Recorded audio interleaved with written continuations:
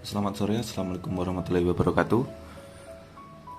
Hari ini saya akan melanjutkan untuk materi pertemuan minggu ketiga untuk matematika 2, yaitu fungsi derivatif parsial. Jadi kita masuk ke fungsi derivatif ya. Nah, fungsi derivatif itu apa? Derivatif itu bisa disebut sebagai diferensial atau sebagai turunan. Tetapi di sini ada parsialnya. Nah, parsial itu berarti terpisah antara turunan bervariabel X dan turunan bervariabel Y. Nah, berarti kalau kita ada variabel X dan Y, kita memiliki dua turunan dari dua variabel. Nah, misalkan di sini saya contohkan bagaimana yang dimaksud dengan derivatif parsial. Jadi turunan, saya sebutnya turunan aja ya biar enak. Turunan parsial itu bisa terhadap X atau terhadap Y. Nah, misalkan diketahui di sini, saya punya contoh, diketahui Z. Z adalah sebuah fungsi yang memiliki dua variabel, yaitu fx dan fy, di mana X sebagai variabel independen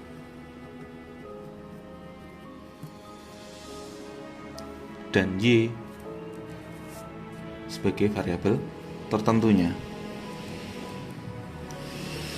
Nah, jadi ibaratnya seperti ini. X plus Y sama dengan Z, di mana nilai Z di sini tergantung nilai X dan Y. Berarti X dan Y adalah tertentu, sementara Z adalah nilai yang bergantung dari X plus Y. Nah, ini bisa disebut sebagai independent. Atau seperti ini.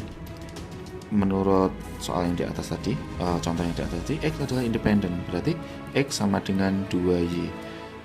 Berarti nilai X selalu bergantung terhadap nilainya Y, di mana Y itu tertentu. Berapapun kita rubah nilainya, maka nilai X selalu bergantung dengan nilainya si Y. Kita lanjutkan.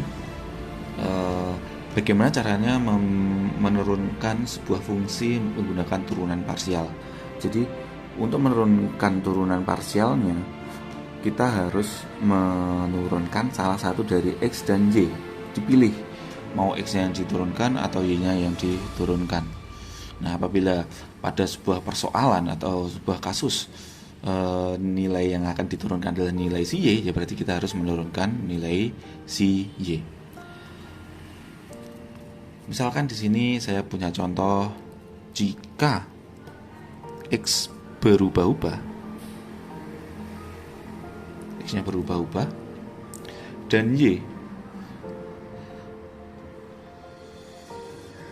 tertentu ya, Y-nya tertentu berarti Y-nya tetap ya. Kemudian Z merupakan fungsi X. Misalkan di sini Z adalah fungsi dari X. Tentukan turunan parsial dari Z. Misalkan seperti itu ya. Menentukan turunan parsial dari Z. Jadi lambang dari turunan parsial itu selalu memakai do ya. Bentuknya seperti D, do Z, do terhadap X. Karena Z adalah fungsi X-nya. Jadi yang mau kita turunkan adalah si X ini dengan fungsi X dan Y-nya, yang X-nya berubah-ubah dan Y-nya tertentu. Maka untuk menentukan dari turunan parsialnya, kita harus menggunakan limit dari yang berubah itu siapa? Delta X-nya kan, X-nya kan berubah-ubah. Yang namanya perubahan berarti pasti ada selisih. Misalkan dari 2, X sama dengan 2 berubah menjadi X sama dengan 5. Berarti di sini ada sebuah selisih. Selisihnya adalah 3 di sini saya sebut sebagai delta X. Delta X itu adalah perubahan. Nah, karena di sini X-nya itu berubah-ubah, X-nya yang di sini berubah-ubah, maka limitnya kita di sini ada delta X menuju 0. dari fungsi f(x) ditambah delta x, karena x-nya selalu berubah-ubah ya. Koma y.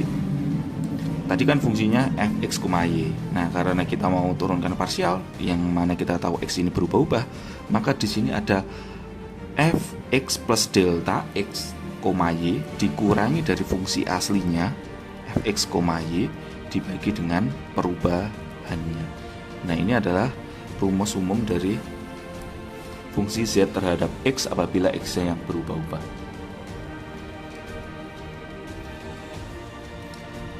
Saya lanjutkan, saya balik ya. Apabila sekarang fungsi z terhadap y, di mana y-nya yang berubah. Nah, kalau yang kayak gini tinggal kebalikannya aja. Berarti kita harus menurunkan do z do y. Dari siapa? Dari fungsi fy x, y-nya. Seperti yang tadi. Yang kita turunkan sekarang adalah y-nya, karena y yang selalu berubah-ubah. Berarti di sini ada fx, y, jangan lupa y-nya berubah, berarti ada delta y dikurangi dengan fx, y tetap dibagi dengan delta y, karena kasusnya y yang berubah-ubah. Nah, ini adalah adalah rumus umum apabila kita akan menurunkan turunan parsial dari satu fungsi yang memiliki dua variabel x dan y, di mana y-nya yang berubah-ubah. Biasanya kalau tidak langsung ke contoh, mahasiswa itu banyak yang kebingungan ya. Nah, sekarang saya contohkan di sini. Contohnya, tentukan turunan parsial dari fungsi f terhadap x. Jadi fungsi yang diturunkan adalah f terhadap x. Nah, saya terus saja.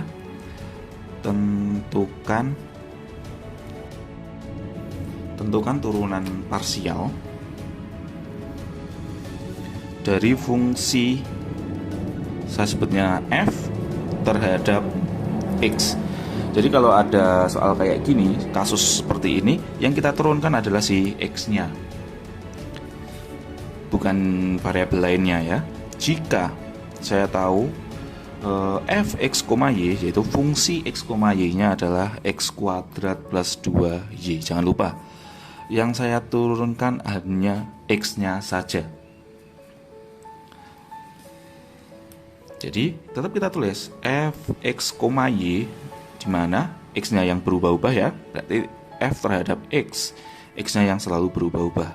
Fx plus delta x, y dikurangi fx, y dibagi dengan delta y.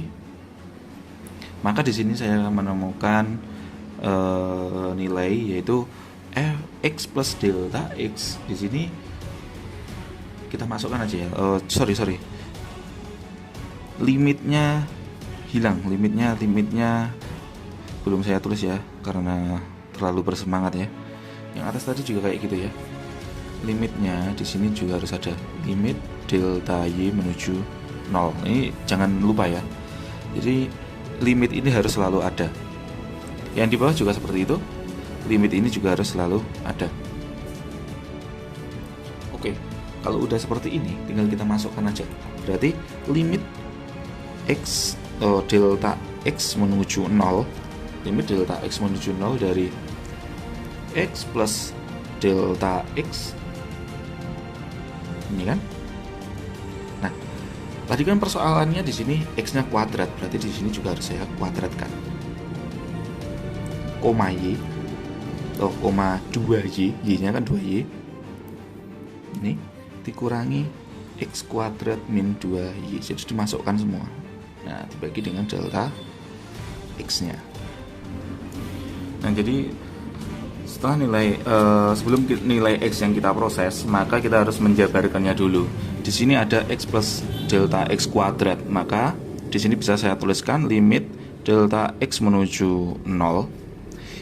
Nah, ini kita jabarkan dulu. Berarti x plus delta x kuadrat itu kalau kita jabarkan adalah x kuadrat ditambahkan dengan 2 dikalikan x dikalikan dengan delta x, berarti 2 delta x kuadrat ditambahkan dengan delta x kuadrat, berarti delta kuadrat x kuadrat ditambah dengan 2y dikurangi dengan x kuadrat ini tambah ya, ini harusnya ini tambah tapi negatif ketemu positif menjadi negatif 2y.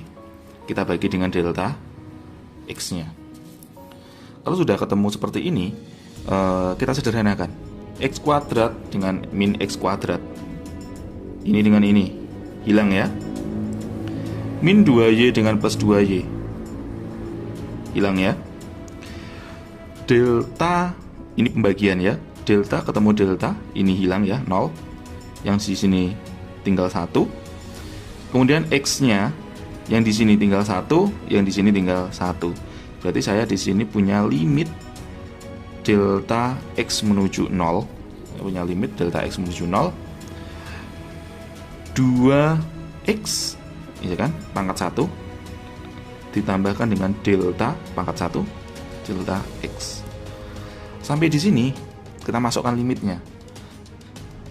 Karena limit delta x menuju 0 berarti 2x ditambahkan dengan 0 atau sama dengan 2x. Jadi 2x ini adalah turunan parsial dari fungsi tersebut. Gampang ya. Bisa diulang-ulang mungkin apabila ada yang kebingungan.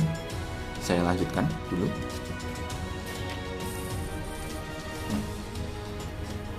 Itu tadi adalah menurunkan fungsi terhadap x.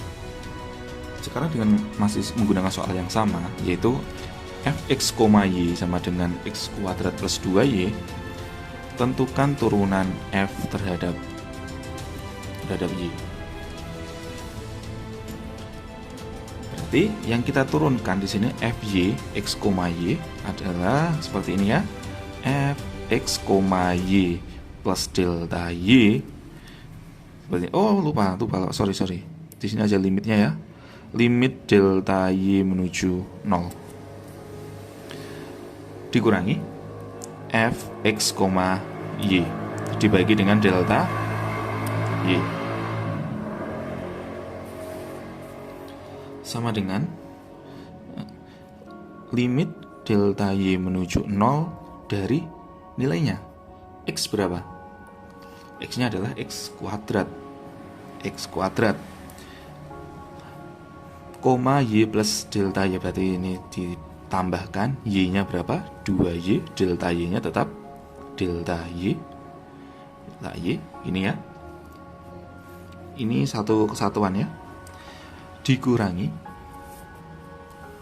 x nya siapa? X kuadrat ditambahkan dengan 2y dibagi dengan delta y. Nah, kalau udah seperti ini, kita masukkan aja, kita hitung seperti biasa.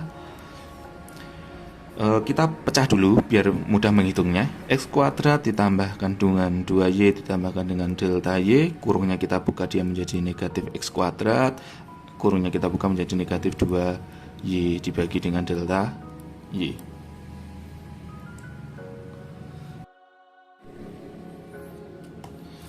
Setelah ini kita sederhanakan, min 2y hilang, x kuadrat hilang, tinggal xy saja ya, xy saja. Mohon maaf, 2 kali y, 2 kali y nya ketemu 2 kali y, 2y nya ini jangan lupa ya, ini kurung, ada kurungnya di sini, ini kurung yang atasnya ini tadi. Nah, 2y yang di sini ini pemecahannya jadi seperti ini ya. Kan fx, y awalnya, kemudian dia bertransformasi menjadi fx, y plus delta y. Nah, ini tetap kita sebut sebagai y. Maka jika di sini 2y, berarti di sini 2 dikalikan y plus delta y. Berarti limit kita, limit yang ini saya coret dulu ya. Limit kita saya tuliskan lagi di bawah, yaitu limit delta y menuju 0 dari X kuadrat ditambah 2 dikalikan dengan Y plus delta Y dikurangi X kuadrat plus 2Y dibagi dengan delta Y. Jadi seperti ini ya. Baru yang di sini limit delta Y menuju 0 dari X kuadrat ditambah 2Y ditambah 2 delta Y dikurangi X kuadrat dikurangi 2Y dibagi dengan delta Y. Nah, kalau sudah seperti ini dapat kita sederhanakan min 2Y, X kuadrat, delta Y. Berarti di sini ketemunya limit delta Y menuju 0 dari 2. Berarti sama dengan, karena tidak ada delta Y di sini, ya 2 sama dengan 2. Nah, jadi seperti itu untuk menurunkan turunan parsial dari fungsi yang memiliki 2 variabel. Apabila memiliki 3 variabel, caranya tetap sama. Jadi, yang mau diturunkan, dia yang hanya diberikan limitnya. Selain itu, nggak perlu. Jadi, misalkan fxz, fxyz. Berarti apabila x yang berubah-ubah, ya tinggal x plus delta x, y tetap y, z-nya tetap z. Jadi nggak ada pengaruhnya, berapapun variabelnya tetap sama caranya. Pertemuan selanjutnya saya akan melanjutkan bagaimana mengerjakan beberapa contoh soal, dan kemudian saya harap di hari Kamis, Jumat nanti saya berikan tugas dan semuanya harus mengumpulkan. Terima kasih. Selamat sore. Wassalamualaikum warahmatullahi wabarakatuh.